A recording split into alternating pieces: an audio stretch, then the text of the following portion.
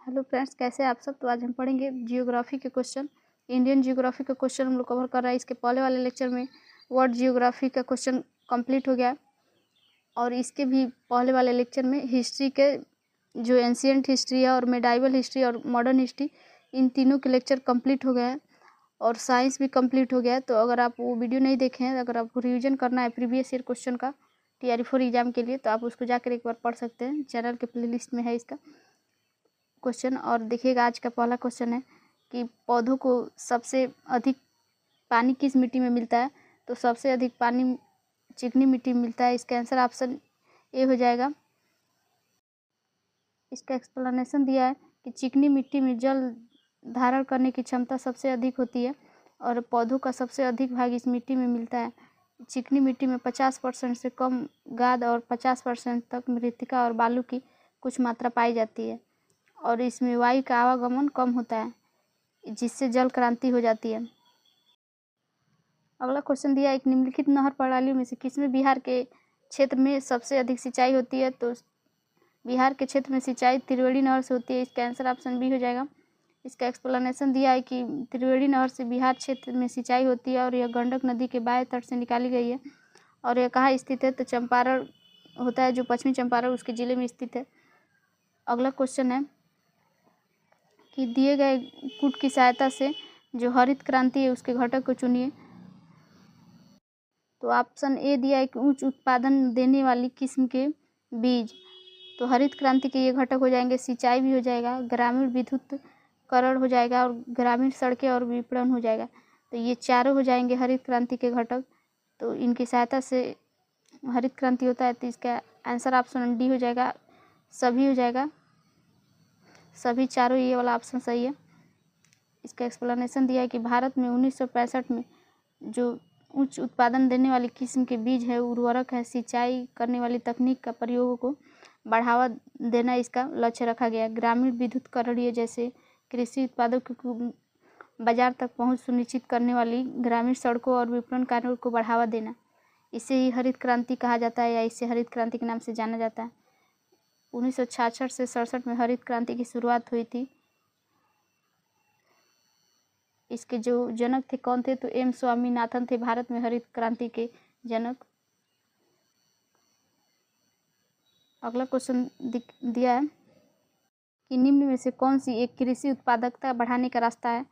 तो कृषि में उत्पादक की मात्रा कैसे बढ़ाई जा सकती है। कुशल सिंचाई, अगर सिंचाई की व्यवस्था बढ़िया हो तो कृषि में ज़्यादा ही बढ़ोतरी हो सकती है। तो ये ऑप्शन भी सही हो जाएगा। और गुणवत्ता युक्त बीज, अगर बीज अच्छा होगा तो भी ज़्यादा ही फसल तैयार होगा, तो उसकी जो कृषि की उत्पादकता है उसमें वृद्धि होगी। कीटनाशक का प्रयोग करेंगे जैसे कीड़े नहीं लगेंगे और उर्वरक का प्रयोग करने से जो फसल होती है उसकी मात्रा बढ़ जाती है। तो ये चारों ऑप्शन सही हो जाएंगे। तो इसका आंसर ऑप्शन ही हो जाएगा, उपयुक्त में से एक से अधिक। इसका एक्सप्लेनेशन दिया है कि सभी उपाय कृषि में उत्पादकता बढ़ाने के रास्ते हैं। भारत में 60 से 70 के दशक में बीज, खाद और सिंचाई, कीटनाशक और पादप जो संरक्षण तकनीक है उसके उत्पादन और प्रयोग में वृद्धि हुई है। इससे देश में हरित क्रांति का शुरुआत हुआ है। अगला क्वेश्चन दिया है कि जो इंद्रधनुष्य क्रांति है उसका संबंध किससे है। तो इंद्रधनुष्य क्रांति का संबंध हरित क्रांति से है, नीली क्रांति से, श्वेत क्रांति से। तो हरित क्रांति किससे संबंधित है। तो कृषि से है। और जो नीली क्रांति है वह किससे संबंधित है। तो नीली क्रांति मछली उत्पादन से है। और जो श्वेत क्रांति है तो ये दूध उत्पादन से है।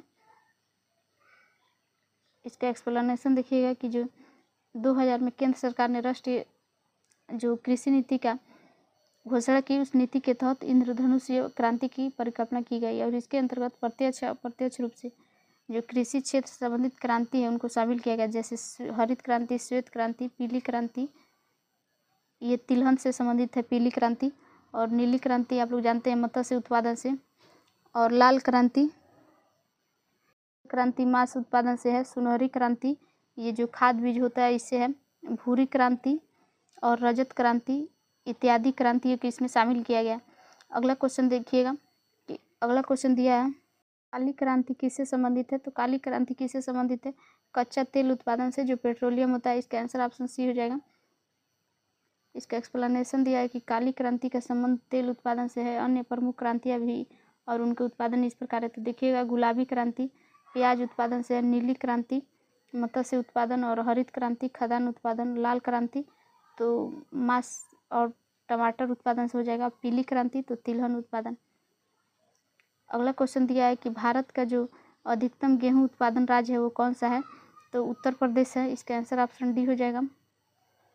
इसका एक्सप्लेनेशन दिया है कि प्रश्न काल के दौरान 3 बड़े गेहूं उत्पादक राज्य क्रमशः थे, जैसे पहले नंबर पर उत्तर प्रदेश, दूसरे पे पंजाब, तीसरे पे हरियाणा। भारत के आर्थिक जो सर्वेक्षण है 2021-22 के अनुसार, चौथे जो अग्रिम अनुमान है उसके अनुसार कितना था सर्वाधिक गेहूं उत्पादक राज्य में, तो पहले पे उत्तर प्रदेश था, दूसरे पे मध्य प्रदेश और तीसरे पे पंजाब था। अगला क्वेश्चन दिया है कि सबसे ज़्यादा गेहूं उत्पादक कहाँ पैदा होता है, यानी उत्पादक होता है या पैदा होता है, तो यूपी में। इसका आंसर ऑप्शन नहीं हो जाएगा। आगे दिया है कि भारत के किन राज्यों में गन्ना सबसे ज़्यादा पैदा होता है, तो बिहार और उत्तर प्रदेश में सबसे ज़्यादा गन्ना का उत्पादन होता है, तो इसका आंसर ऑप्शन नहीं हो जाएगा। इसका एक्सप्लेनेशन दिया है कि कृषि और जो किसान कल्याण मंत्रालय है उसका 2021-22 के अनुसार जो आंकड़ा दिया है चतुर्थ वाला, वो सर्वाधिक गन्ना उत्पादन के 8 राज्य देखिएगा दिया है। पहले पे है उत्तर प्रदेश और दूसरे पे महाराष्ट्र है, तीसरे पे कर्नाटक है, चौथे पे गुजरात, पाँचवें पे तमिलनाडु, छठे पे बिहार है, सातवें पे हरियाणा है और आठवें पे पंजाब है। अगला क्वेश्चन दिया है कि भारत के किन राज्यों में किसे चीनी का कटोरा कहा जाता है, तो चीनी का कटोरा उत्तर प्रदेश को कहा जाता है। इसका आंसर ऑप्शन नहीं हो जाएगा। इसका एक्सप्लेनेशन दिया है कि उत्तर प्रदेश को भारत का चीनी का कटोरा कहा जाता है। यह गन्ने का सबसे बड़ा उत्पादक राज्य है और वर्ष 2019-20 के अनुसार चीनी का भी सबसे बड़ा उत्पादक राज्य रहा है। और चतुर्थ आंकड़े के अनुसार उत्तर प्रदेश चीनी का सबसे उत्पादक राज्य है। अगला क्वेश्चन दिया है कि भारत में एकमात्र राज्य जो केसर का उत्पादन करता है, तो जम्मू कश्मीर हो जाएगा। इसका आंसर ऑप्शन सी हो जाएगा। ये क्वेश्चन आप लोग को तो पता ही होगा कि केसर का उत्पादन जम्मू कश्मीर में किया जाता है सबसे ज़्यादा। भारत में एकमात्र राज्य है जो जहाँ केसर का उत्पादन होता है और यह प्राचीन काल से ही केसर का उत्पादन कर रहा है। वर्तमान में जम्मू कश्मीर एक केंद्र शासित प्रदेश है। अगला क्वेश्चन दिया है कि निम्नलिखित में से नकदी फसल कौन सी नहीं है, तो नकदी फसल कौन सी नहीं है, ज्वार नहीं है। इसका आंसर ऑप्शन सी हो जाएगा, क्योंकि जूट, मूंगफली और गन्ना नकदी फसल में आते हैं। ज्वार नकदी फसल नहीं है। आर्थिक समीक्षा के अनुसार भारत सरकार के प्रमुख फसलों की निम्न प्रकार से विभाजित किया गया। खाद्यान्न फसलें किसे कहा जाता है, जिसे खाद्य फसल है, जैसे चावल, गेहूँ, मक्का, मोटे अनाज। और दलहन में कौन कौन आते हैं, तो जैसे देखिएगा दलहन भी खाद्यान्न फसल है। और इसमें बी में दिया है कि गैर खाद्यान्न फसलें। खाद्यान्न फसल में कौन कौन आएंगे, तो चावल, गेहूँ, मक्का, मोटे अनाज और दलहन। और गैर खाद्यान्न फसलें जिसे नकदी फसल कहा जाता है, तो तिलहन, मूंगफली, रेपसीड के बीज होते हैं और सरसों। और रेशेदार में कौन आते हैं देखिएगा, तो रेशेदार में कपास, जूट, मेस्ता। और बागानी फसल में तो चाय, कॉफ़ी और रबड़। और अन्य में गन्ना, तंबाकू और आलू आते हैं। अगला क्वेश्चन देखिएगा। अगला दिया है कि भारत के जो कौन से 2 राज्य हैं जो बड़े पैमाने पर लौह अयस्क से संपन्न है, तो मध्य प्रदेश और उड़ीसा इसके राज्य हो जाएंगे। इसका आंसर ऑप्शन बी हो जाएगा। मध्य प्रदेश और उड़ीसा में सबसे ज़्यादा लोहे का उत्पादन होता है। इंडियन जो मिनरल्स ईयरबुक है 2021 के अनुसार हेमेटाइट के प्रमुख भंडार और उड़ीसा, झारखंड, छत्तीसगढ़ है। और मैग्नीटाइट के प्रमुख भंडार राज्य कर्नाटक, आंध्र प्रदेश और राजस्थान है। विकल्पित राज्यों के युग में मध्य प्रदेश और उड़ीसा सही होंगे। अगला क्वेश्चन दिया है कि निम्नलिखित लौह अयस्कों में से बैलाडीला किसका खनन होता है, तो हेमेटाइट का होता है। इसका आंसर ऑप्शन नहीं हो जाएगा। इसका एक्सप्लेनेशन दिया है कि जो बैलाडीला खान है छत्तीसगढ़ के दंतेवाड़ा जिले में स्थित है। यहाँ हेमेटाइट लौह अयस्क का खनन किया जाता है। हेमेटाइट उच्च गुणवत्ता वाला लौह अयस्क है और मुख्य रूप से उड़ीसा, छत्तीसगढ़, झारखंड, कर्नाटक, गोवा आदि राज्यों में पाया जाता है, जबकि मैग्नीटाइट लौह अयस्क की प्राप्ति कर्नाटक, आंध्र प्रदेश, राजस्थान, गोवा, तमिलनाडु आदि राज्यों में होती है। अगला क्वेश्चन दिया है कि झारखंड में कोयला की खानें हैं, तो झारखंड में कोयला की खानें कहाँ स्थित है, झरिया में स्थित है। इसका आंसर ऑप्शन नहीं हो जाएगा। इसका एक्सप्लेनेशन दिया है कि झरिया कोयला क्षेत्र झारखंड के धनबाद जिले में स्थित है। देश के अधिकांश कोकिंग कोयला का भंडार यहीं पर स्थित है, जबकि जमशेदपुर इस्पात उद्योग के लिए और लोहरदगा बक्साइड उत्पादन के लिए, रांची भारी मशीनों के निर्माण के लिए है। अगला क्वेश्चन है कि भूमिगत कोयले का दहन किस राज्य में होता है? तो झारखंड राज्य में होता है कोयले का दहन। इसका आंसर ऑप्शन सी हो जाएगा। इसका एक्सप्लेनेशन दिया है कि भूमिगत कोयले का दहन झारखंड राज्य के झरिया कोलफील्ड में होता है और झरिया क्षेत्र कोयले का प्रमुख क्षेत्र है झारखंड का। आगे दिया है कि झारखंड का जो झरिया क्षेत्र है मुख्यतः क्या पाया जाता है? तो आप लोग जानते होंगे कोयला। इसका आंसर ऑप्शन डी हो जाएगा। आगे दिया है क्वेश्चन कि भारतीय कोयला उद्योग होता है जो निम्नलिखित समस्याओं पर कहा है कि विचार करिए। क्वेश्चन में कौन कौन सा भारतीय उद्योग जो कोयला है उसकी समस्या है?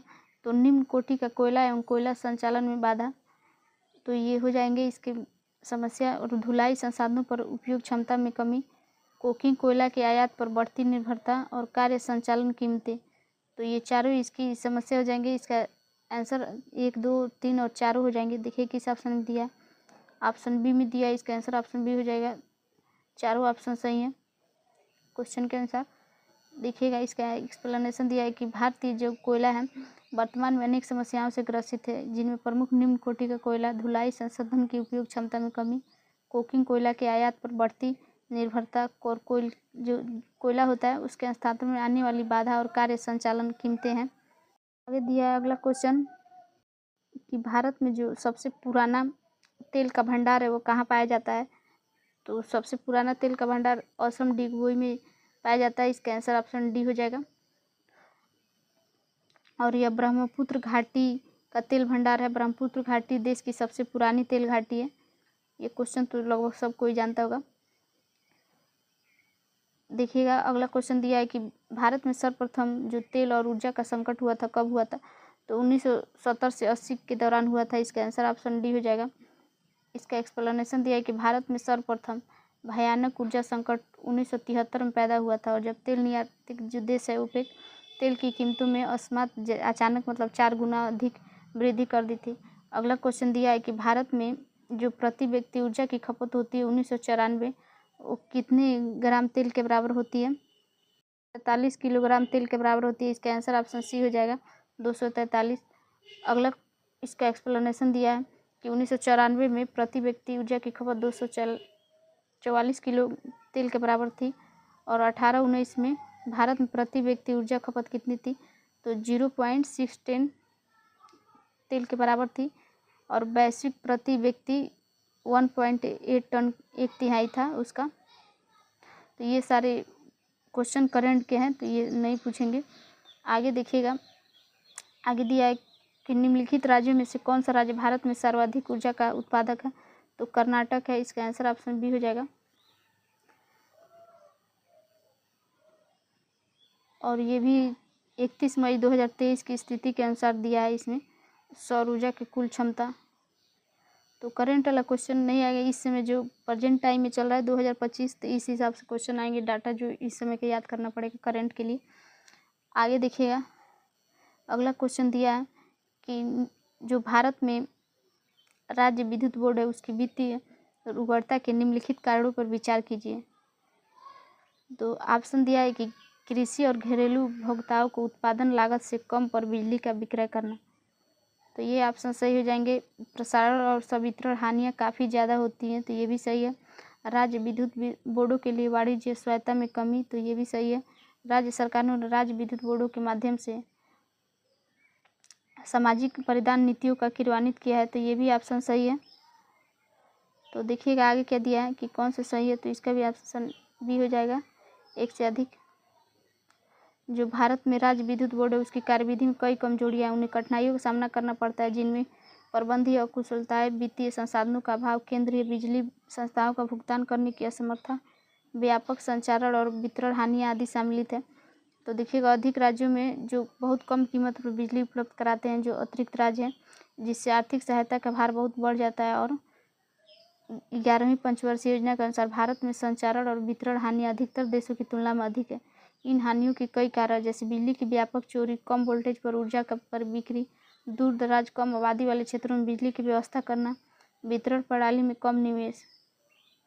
आगे क्वेश्चन दिया है कि टिस्को संयंत्र किसके नज़दीक स्थित है, तो टिस्को टाटा नगर के नज़दीक स्थित है। इसका आंसर ऑप्शन डी हो जाएगा। ये क्वेश्चन आया था कि टिस्को की स्थापना कब हुई थी, तो 1907 ईस्वी में हुई थी।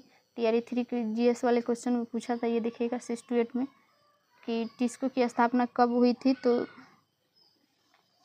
1907 ईस्वी में हुई थी जमशेदपुर। टिस्को जो होता है Tata iron and steel company limited, अब टाटा स्टील की प्रमुख भारत में कंपनी है। टाटा और जमशेदपुर स्थित कारखाना है। 1907 ईस्वी में इसकी स्थापना की गई थी। तो जो प्रीवियस ईयर के एक्सप्लेनेशन में क्वेश्चन दिया है उस वहाँ से क्वेश्चन आ रहे हैं। बिहार में डालमिया नगर किसके लिए प्रसिद्ध है, तो सीमेंट के लिए प्रसिद्ध है। इसका आंसर ऑप्शन बी हो जाएगा। इसका एक्सप्लेनेशन दिया है कि बिहार में डालमिया नगर है मुख्य रूप से सीमेंट के लिए प्रसिद्ध है और इसके अतिरिक्त यहाँ चीनी, कागज़ और केमिकल आदि का उद्योग स्थापित है। फ्रेंड्स, हम लोग आगे के क्वेश्चन कल के लेक्चर में डिस्कस करेंगे। अगर आप टीआरई 4 एग्जाम की तैयारी कर रहे हैं तो प्रीवियस ईयर क्वेश्चन का प्रैक्टिस करते रहिए।